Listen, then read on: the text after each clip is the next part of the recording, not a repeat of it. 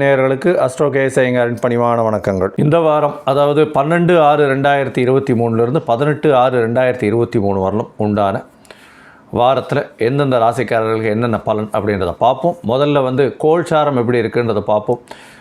இந்த வாரத்தில் பார்த்தாலேயானால் காலபுருஷ தத்துவத்தின் முதல் ராசியான மேஷ ராசியில் குரு பகவானும் ராகு பகவானும் இருக்கா. ரிஷப ராசியில் பார்த்தாலேயானால் உங்களுக்கு புத பகவானும் சூரிய பகவானும் இருக்கார். இந்த மாதம் பிறக்கிறது, அதாவது வைகாசி மாதம் முடிஞ்சு ஆனி மாதம் 16ஆம் தேதி காலத்தால் ஆனி மாதம் பிறந்துடுறது. அதனால் சூரிய பகவான் ரிஷப ராசியிலிருந்து மிதுன ராசிக்கு போகிறார். அதுதான் பெரிய மாற்றம் இந்த வாரத்தில் வருது. கடகத்தில் பார்த்தேன்னா செவ்வாய் பகவானும் சுக்கிர பகவானும் இருக்கா. துலாத்தில் கேத்து பகவானும், கும்பத்தில் சனி பகவானும் இருக்கா. இது இந்த வாரத்தினுடைய கோல்சாரம். இதில் அதிவேகமாக செல்லக்கூடிய கிரகமான சந்திரன் எப்படி இருக்கார் அப்படின்றத வச்சு தான் நம்ம பலன்கள் சொல்கிறோம். சந்திரன் 12ஆம் தேதி கார்த்தால், அதாவது திங்கட்கிழமை கார்த்தால் பார்த்தேனால் அவர் உத்திரட்டாதி நட்சத்திரத்தில் இருக்கார். அதிலிருந்து அவர் திருவாதிரை நட்சத்திரம், அதாவது 18ஆம் தேதி சாயந்தரம் பார்த்தேன்னா ஒரு 5-6 மணிக்கு ஆதிரை நட்சத்திரத்துக்கு போயிடுறார். திருவாதிரை நட்சத்திரம் வரலும் போகிறார். அதனால் இந்த வாரத்தில் அவர் உத்திரட்டாதியிலிருந்து ஆதிரை நட்சத்திரம் வரலும் போகிறார். இப்போ யார் யாருக்கு சந்திராஷ்டமம் அப்படின்னா, இந்த வாரத்தில் சிம்ம ராசிக்காரர்களுக்கு சந்திராஷ்டமம் இருக்குது. சிம்மம், கன்னி, துலாம், விருச்சிகம், இந்த 4 ராசிக்காரர்களுக்கும் சந்திராஷ்டமம் இருக்கும். இந்த 4 ராசிக்காரர்களும் சந்திர பகவானுக்கு உண்டான பிரீத்தியான ஒரு வெள்ளை அரளி மாலை சிவன் கோவிலில் போய் போட்டுட்டு வர்றதன் மூலியமாக கண்டிப்பாக அவர்களுக்கு சந்திராஷ்டமத்தின் தாக்கம் குறையும் அப்படின்றத சொல்கிறேன். இந்த வாரம் பார்த்தேனால் 15ஆம் தேதி ஏகாதசி வருது. அதுக்கப்புறம் அதாவது 14ஆம் தேதி ஏகாதசி, 15ஆம் தேதி துவாதசி. அதை தவிர சாயந்தரம், அதாவது துவாதசி கார்த்தால் ஒரு 10-11 மணி வரலும் தான் இருக்குது. அதற்கு பிறகு பார்த்தேன்னா சாயந்தரம் திரையோதசி வந்துடுறது. சாயந்தரம் பிரதோஷ காலம் வேறு வருது.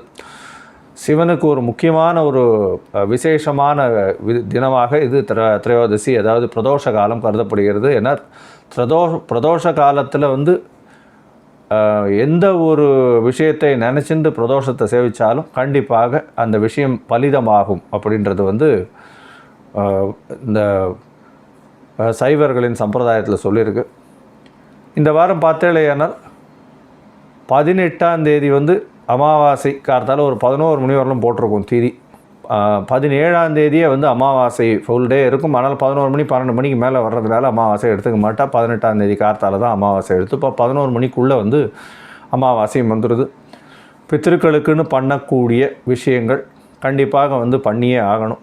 அது ரொம்பவும் முக்கியமான விஷயம். அதன் மூலியமாக உங்களுடைய குல விருத்திக்கும் குலத்தில் வரக்கூடிய பிரச்சனைகளும் நிச்சயமாக நிற்கும் அப்படின்றது ரொம்ப முக்கியமான விஷயமாக சொல்லப்படுகிறது. அதனால் கண்டிப்பாக குலத்தின் மேலே ஒரு என்ன சொல்கிறது, உங்களால் பிரச்சனை வரக்கூடாது அப்படின்றதுனால அமாவாசைக்கு உண்டான திதி உங்களுடைய முன்னோர்களை நினைத்து கொடுக்க வேண்டியதை கண்டிப்பாக கொடுக்கறது ரொம்பவும் நல்லது. இதற்கு பிறகு பார்த்தீர்களேயானால் இந்த 15ஆம் தேதி அன்றைக்கே துவாதசி கார்த்தால ஒரு 11 மணி வரலும் இருக்குது. அதற்கு பிறகு திரையோதசி வருதுன்னு சொன்னேன். அன்றைக்கி கிருத்திகா நட்சத்திரம் வேறு. கிருத்திகைக்கு விரதம் இருக்கிறவாள்லாம் அன்றைக்கி கிருத்திகை விரதம் இருப்பாள். அதுக்கு அடுத்த நாள் அதாவது திரையோதசி, அதுக்கு அடுத்த நாள் அமாவாசையும் வந்துடுறது. ஸோ இந்த வாரம் பார்த்தேலையானால் மேஜர்லி இந்த ஏகாதசி, துவாதசி, கிருத்திகை விரதம், அதை தவிர அமாவாசை வருது.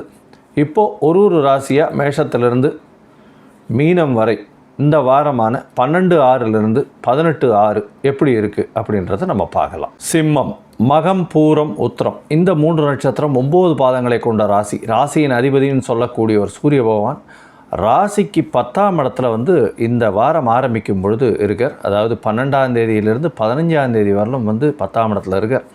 அதற்கு பிறகு மாதம் மாறுறதுனால 11ஆம் இடத்துக்கு சூரிய பகவான் வரார். 11ஆம் இடத்துல வரக்கூடிய சூரிய பகவான் எல்லா விதமான தோஷங்களையும் நிவர்த்தி செய்யக்கூடிய அளவுக்கு ரொம்பவும் தோஷமற்ற வாரமாக இந்த வாரம் உங்களுக்கு அமைய போகிறது. ஏன்னா பொதுவாகவே சூரியன் 11ஆம் இடத்துல இருக்கிறது பெரிய விசேஷம். எல்லா விதமான ஏற்றத்தையும் கொடுக்கக்கூடிய காலகட்டமாகவே இருக்கும். 11ஆம் இடத்துல இருக்கக்கூடிய சூரியனை பார்த்தாலேயானால் உங்களுக்கு பணவரவு அபரிமிதமாக இருக்கும். எந்த ஒரு விஷயத்திலும் உங்களுடைய வெற்றிகள் நிச்சயமாக அமையக்கூடிய காலகட்டமாக இந்த வாரம் அமைய போகிறது.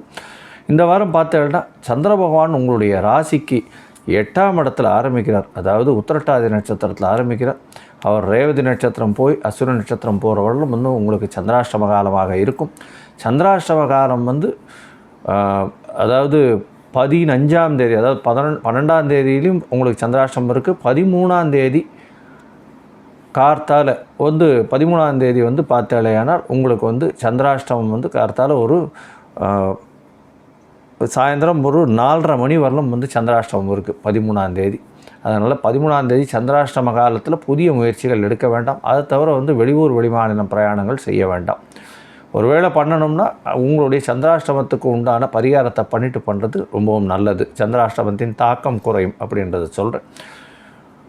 இதை தவிர பார்த்தீங்கன்னா உங்களுடைய ராசிக்கு 9ஆம் இடத்துல சந்திர பகவான் போகிறார். அது ஒரு பெரிய விசேஷமான காலகட்டம். ஏன்னா குரு பகவான் ஏற்கனவே இருக்கார். ஓடி போனவனுக்கு 9ல் குருன்னு சொல்லக்கூடிய இடத்துல 12ஆம் அதிபதியும் சேர்றது பெரிய விசேஷம். ஏன்னா வெளிநாடு சம்பந்தமாக நல்ல ஒரு ஏற்றமான விஷயம் வரும். பணவரவு அபரிமிதமாக இருக்கும். அயன சயன போகஸ்தானம் வலுப்படக்கூடிய காலகட்டமாக இருக்கும். தந்தையின் மூலியமாக நல்ல ஒரு பணவரவு இருக்கக்கூடிய காலகட்டமாக இந்த வாரத்தில் அமைய போகிறது.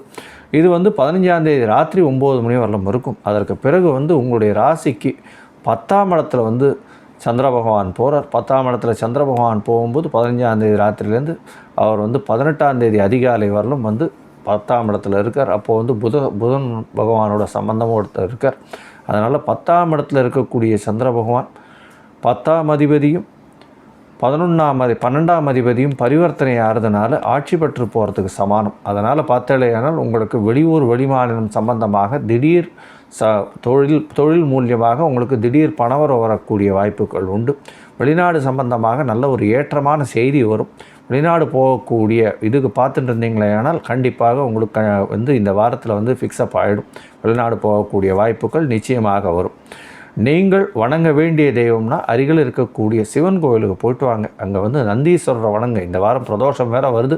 போய் நந்தீஸ்வரர் போய் வணங்கிட்டு வர்றது பெரிய விசேஷத்தையும் பெரிய ஏற்றத்தையும் உங்களுக்கு நிச்சயமாக கொடுக்கும். ஸ்ரீ குபேரன் டிவியை பார்த்தமைக்கு நன்றிகள். மேலும் இது போன்ற தகவல்களை தெரிந்து கொள்ள ஸ்ரீ குபேரன் டிவியை சப்ஸ்கிரைப் செய்யுங்கள். மறக்காமல் பெல் ஐக்கானை கிளிக் செய்யுங்கள்.